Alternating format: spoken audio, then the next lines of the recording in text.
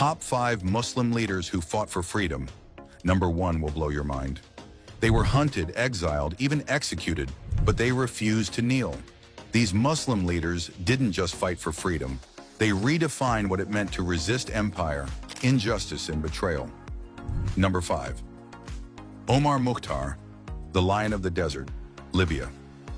When Italy invaded Libya in 1911, they thought it would fall in weeks. It took them 20 years and one old man with a rifle to realize they were wrong. Omar Mukhtar, a Quran teacher turned a guerrilla commander, united desert tribes under one flag. He ambushed Italian convoys, cut off supply routes, and outsmarted generals with decades of desert knowledge. Even after capture, he refused to betray his fighters. In 1931, he was hanged in front of his people, and instead of silence, Libya roared. "We will never surrender," he said. And 80 years later, those words became Libya's national motto. Number 4. Tipu Sultan, the Tiger of Mysore, India. A Muslim ruler who built rockets before NASA existed. Yes, literally. Tipu Sultan, the 18th century ruler of Mysore, was the first to use iron-cased rockets in battle against the British. His technology terrified the East India Company. He introduced a new coinage system, reorganized administration, and fought until his death at Seringapatam in 1799. The British looted his palace and paraded his body, but his legend never died. He said, "Better to live one day as a tiger than 1,000 years as a sheep." Number 3. Abdul Qadir al-Jazairi, the scholar who fought France, Algeria. When France invaded Algeria in 1830, they faced not just resistance, but philosophy and armor. Emir Abdel Qadir, a scholar, Sufi, and strategist, led a disciplined army against the French for over 15 years. He combined Islamic ethics with modern warfare, refusing to harm civilians or prisoners. Even his enemies admired him. When he surrendered to save his people, France broke its promise and imprisoned him anyway. Later, in exile, he saved thousands of Christians from massacre in Damascus, earning praise from the Pope himself.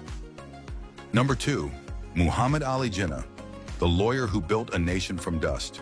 Muhammad Ali Jinnah, founder of Pakistan, was neither a general nor a cleric. He was a barrister who weaponized logic against the British Empire itself. When Indian Muslims faced political extinction under colonial rule and Congress dominance, Jinnah fought for their right to identity and independence. He negotiated with viceroys, defied Gandhi's charisma, and built a nation through words, not wars. At the time of partition in 1947, he was dying of tuberculosis, a secret he hid so the dream of Pakistan would not collapse. In his final speech, he called for freedom of faith, equality of law, and protection of all citizens. Number 1. Salahuddin al-Ayyubi, Saladin, the warrior who defeated Crusaders and united Islam. Centuries before the word freedom fighter existed, there was Salahuddin al-Ayyubi, the man who reclaimed Jerusalem from Crusader rule and redefined what leadership meant. Born in Tikrit in 1137, Saladin rose from humble Kurdish origins to become the Sultan of Egypt and Syria. He united the fractured Muslim world, then led his forces against the European Crusaders in the Battle of Hattin, crushing their armies and liberating Jerusalem after nearly 90 years of Christian occupation. But it wasn't his victory that stunned the world. It was his mercy.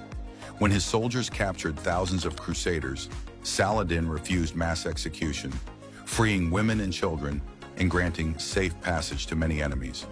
Even Richard the Lionheart, his fiercest rival, called him the most honorable foe in history. So, here's a quick question. Which of these Muslim leaders do you think was greatest and no one like him can ever come again?